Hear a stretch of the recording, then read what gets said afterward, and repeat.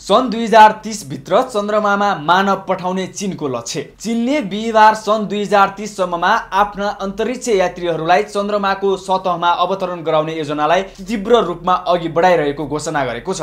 यो लक्ष्य चीनको दीर्घकालीन उद्देश्य अन्तरिक्ष अन्वेषणमा विश्व नेतृत्व हासिल गर्ने यो महत्त्वपूर्ण हिस्सा हो। चाइना म्यान्ड स्पेस प्रोग्रामका प्रवक्ता झाङ जिङबोका अनुसार हाल चन्द्रमामा मानव अवतरण सम्बन्धी अनुसन्धान तथा विकासका सबै परियोजनाहरू सुचारू रूपमा अघि बढिरहेका छन्। उहाँले लङ मार्च 10 रकेट, चन्द्र अवतरण पोशाक र अन्वेषण सवारी निर्माणलाई यस दिशामा फलदायी उपलब्धिका रूपमा वर्णन गर्नुभयो। झाङले भन्नुभयो, सन् 2030 सम्ममा चन्द्रमामा व्यक्ति पठाउने हाम्रो लक्ष्य अटल र स्पष्ट छ। यो घोषणासँगै चीनले आफ्नो तिङयाङ्गोङ अन्तरिक्ष स्टेसनमा पठाउन लागेको नयाँ अन्तरिक्ष यात्री टोलीको परिचय पनि गराएको छ। यो मिसन चीनको बढ्दो अन्तरिक्ष क्षमताको अर्को महत्त्वपूर्ण चरण हो। नयाँ चालक दलमा झाङ लु, बु फेई र झाङ होजाङ रहनु भएको छ।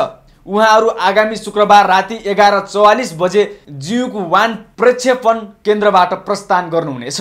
झाङ लुले यसअघि सेनझाउ 15 मिसनमा सहभागिता जनाइसक्नु भएको थियो भने बुफेई र झाङ होङझाङका लागि यो पहिलो अन्तरिक्ष यात्रा हुनेछ। उहाँले तियाङ्गोङ अन्तरिक्ष स्टेसनमा पुगेर करिब 6 महिनासम्म अनुसन्धान गर्ने योजना छ।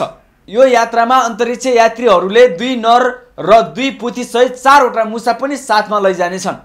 यी जनावरहरूमा भारहीनता र सीमित वातावरणको प्रभाव अध्ययन गरिनेछ, जसले भविष्यको दीर्घकालीन अन्तरिक्ष यात्रामा जैविक अनुसन्धानका लागि मूल्यवान जानकारी प्रदान गर्नेछ।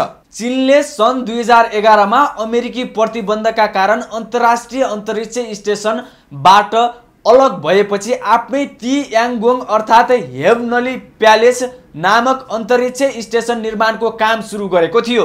उक्त कार्यक्रम पिपुल्स लिबरेसन आर्मीको प्रत्यक्ष प्राविधिक समन्वयमा सञ्चालन भइरहेको छ, जसले अमेरिकामा राष्ट्रिय सुरक्षा सम्बन्धी चिन्ता पैदा गरेको छ। तियाङ्गोङ अहिले पूर्ण रूपमा सञ्चालनमा छ र चीनले यसलाई पृथ्वीको कक्षामा दीर्घकालीन वैज्ञानिक प्रयोगशाला बनाउने लक्ष्य लिएको छ। प्रत्येक नयाँ टोलीले त्यहाँ सूक्ष्म गुरुत्वाकर्षण, जैविक अनुकूल र प्राविधिक परीक्षणमा अनुसन्धान गर्छ। विश्लेषकहरूका अनुसार चीनको सन् 2030 लक्ष्य विश्वका अन्य अन्तरिक्ष शक्तिहरू अमेरिका र रुससँगको प्रतिस्पर्धामा निर्णयका कदम हुनेछ। यदि सबै योजना सफल भए चीन सो समयसम्म चन्द्रमामा मानव अवतरण गराउने दोस्रो देशका रूपमा स्थापित हुनेछ।